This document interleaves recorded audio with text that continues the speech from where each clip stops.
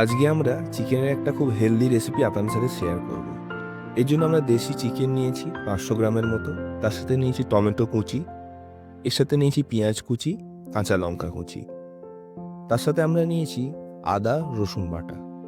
একটা কড়াইতে প্রথমে আমরা বেশ খানিকটা জল দিয়ে দেবো এবং জলটা গরম হওয়ার জন্য আমরা ছেড়ে দেবো।